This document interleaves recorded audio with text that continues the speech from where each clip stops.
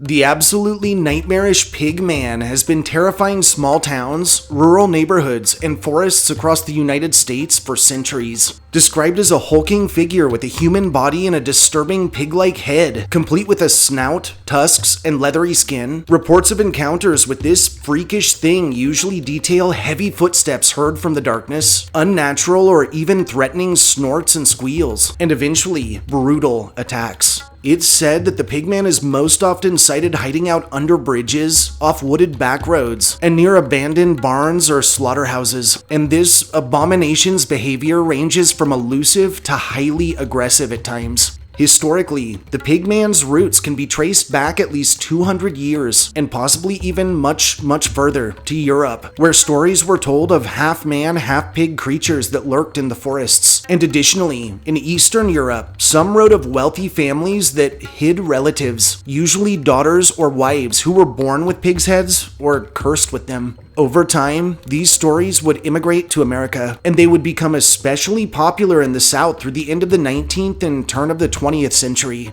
Now, whether this phenomenon is associated with this folklore or not, over time, reports of encounters with various pigmen begin to surface in small towns across America, possibly the oldest of which came from Denton, Texas, where, through the 1950s, teens sneaking off to various lovers' lanes started telling of run-ins with a terrifying swine-like creature that attacked several parties and even threw rocks at passing vehicles. Later, also through the 1950s, stories from the Green Mountains of Vermont would detail a farmer's son who disappeared in the local forests and of a pigman who was sighted in said forest shortly after, and the stories just kept coming. Next, it was New York, where a butcher killed children and was transformed into the beast, or Georgia, or Indiana, or Tennessee. Over the years, reports continued to multiply, and today, disturbingly, there are still countless stories of encounters with pigmen, each more horrifying than the last. So, what do you do if you run into one of these grotesque monsters in real life? It's not as cut and dry as silver or sunlight, but it is said that pigmen are bound to cursed grounds, or at least to land where blood was spilled, and that simply vacating the landscape renders one safe. Additionally, though rarer, a few tales tell the pigman is weak to holy symbols and possibly fire, so if you find yourself in a pinch,